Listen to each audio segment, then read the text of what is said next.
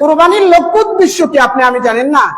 আল্লাহর পক্ষ থেকে এই দিন ঈদুল আজহার দিন রোজা রাখা হারাম। আর এই পশুগুলো জবাই করার কথা কেন আসলো? এই দিন আল্লাহর পক্ষ থেকে স্পেশাল ভাবে ধনী গরিব সব মানুষদেরকে আল্লাহর পক্ষ থেকে মেহমান হিসাবে দাওয়াতের আয়োজন করা হয়েছে, যে এই দিন পশু জবাই করা হবে, সব মানুষকে এই পশুর গোশত দ্বারা খাওয়ানো হবে, তাদের মেহমানদারির ব্যবস্থা করা হয়েছে। এই জন্য কুরবানির গোশত ধনী মানুষও খাওয়া যায়, গরিব মানুষও খাওয়া যায়, বড় লোক খাওয়াও যায়, ছোট লোকেও খাওয়া যায়, সবাই খাওয়া কি আছে, জায়েজ আছে। কিন্তু আপনি আমি এই মেহমানদারি করি না, নিজে এগুলো ফ্রিজে রেখে দিলেন, তাহলে লক্ষ্য উদ্দেশ্য কি আপনি আমি দেখেন না?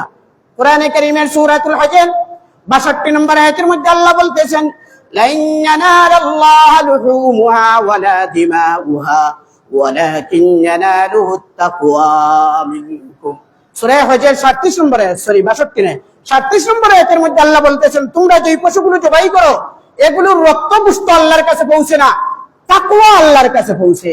ওয়ালাকিন ইয়ানালুহুত তাকওয়া মিনকুম, তাকওয়া মানে আল্লাহর ভয়। আল্লাহ দেখতেছেন কিসের জন্য তুমি কুরবানি করতেছো। কোরআনে কারীমের সূরাতুল আনআমের ১৬২ নম্বর আয়াতের মধ্যে আল্লাহ বলতেছেন নবীকে উদ্দেশ্য করে, কুল ইন্না সলাতি ওয়া নুসুকি ওয়া মাহইয়ায়া ওয়া মামাতি লিল্লাহি রাব্বিল আলামিন। হে নবী আপনি বলুন, ইন্না সলাতি নিশ্চয় আমার নামাজ, ওয়া নুসুকি আমার কুরবানি, ওয়া মাহইয়ায়া আমার জীবন, ওয়া মামাতি আমার মরণ, সবগুলো লিল্লাহ আল্লাহর জন্য। সবগুলো কার জন্য? আল্লাহর জন্য। আল্লাহ তার রাসূলকে শিক্ষা দিচ্ছেন, এর অর্থ হলো হে রাসূল আপনার উম্মতকে শিক্ষা দেন কুরবানি নামাজ সবগুলো যেন আল্লাহর জন্য হয়। ব্রাদারানে ইসলাম, আপনি আমি যদি কুরবানি আল্লাহর জন্য করে থাকি তাহলে কুরবানির গোশত নিজে খাবেন, আত্মীয় স্বজনদেরকেও খাওয়াইবেন। কত দরিদ্র গরিব মানুষ আছে সারা বছর গোশত গরুর গোশত ক্রয় করার সামর্থ্য হয় না, ওই মানুষগুলোকে আপনি কুরবানি দিতেছেন, আপনার এই অংশ থেকে পশু গোশত থেকে তাদেরকেও খাওয়ার ব্যবস্থা করবেন, তাদেরকে গোশত দেওয়ার চিন্তা দ্বারা করবেন, নিজে খাবেন কোনো অসুবিধা নেই। কিন্তু এতিম হতদরিদ্র মানুষ আছে, অনেক মানুষ আছে আপনার বাসায় গোশতের জন্য যায় না, কিন্তু কুরবানি দিতেছে না, মধ্যবিত্ত লোক, লজ্জা শরম করে কারো কাছে বলে না, কিন্তু আপনি তাদের খোঁজ খবর নিতেছেন না, যারা আপনার বাসার সামনে দৌড়ায় তাদেরকে দিতেছেন। অনেক মানুষ আছে না লজ্জায় কাউকে বলবে না, কিন্তু কুরবানি দিতে পারতেছে না। আপনি লিস্ট করেন আপনার আশপাশ কারা আছে, কোন সমস্ত মানুষ আছে কুরবানি দিতেছে না, তাদের বাসায় গোশত পৌঁছান না, এগুলো করতে পারেন না, এগুলোর মধ্যে অনেক সওয়াব বেশি। শেষ কথা, আরো ২-৪ মিনিট আজকে নিয়ে নেই। এই কুরবানির লক্ষ্য উদ্দেশ্য যেটি বললাম তাকওয়া হাসিল করা, এটা আমরা অনেকে বুঝি না। শুধু তো একটা পশু জবাই করলাম আর শেষ মনে করলাম। একটা পশুকে জবাই করা মানে কষ্ট দেওয়া। আল্লাহ এই বিধান কেন আমাদের জন্য চালু রাখলেন? হে আমার বান্দা বান্দীগণ, তোমরা ভালো করে বুঝো, একটা পশুকে আল্লাহর হুকুমের জন্য সন্তুষ্টির জন্য জবাই করা দেওয়া হচ্ছে। এর অর্থ হলো এই পশুর মধ্যে যত পশুত্বের খাসলত আছে এগুলো মানুষ বিসর্জন দিতে হবে। পশুত্বের খাসলত কি?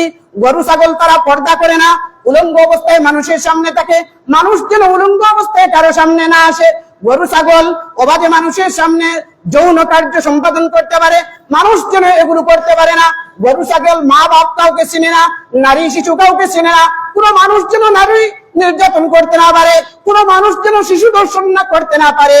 এই সমস্ত পশুত্বের খাসলত মানুষের মধ্যে যেগুলো আছে, এই পশুত্বের খাসলত গুলো বিসর্জন দেওয়া, এটি হলো কুরবানির মূল লক্ষ্য উদ্দেশ্য। কুরবানির লক্ষ্য উদ্দেশ্য কি?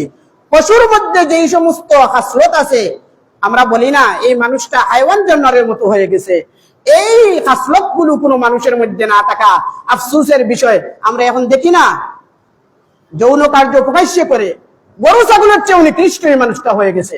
গরু ছাগল প্রকাশ্যে যৌন কার্য করে, তারাও প্রকাশ্যে যৌন কার্য করে, এরা গরু ছাগলের চেয়ে আরো নিকৃষ্ট। গরু ছাগল আরেকটা ছোট শিশুর উপর যৌন কার্য করতে পারে, যেই মানুষ আরেকজন শিশু দর্শন করে সেও গরু ছাগলের চেয়ে আরো নিকৃষ্ট।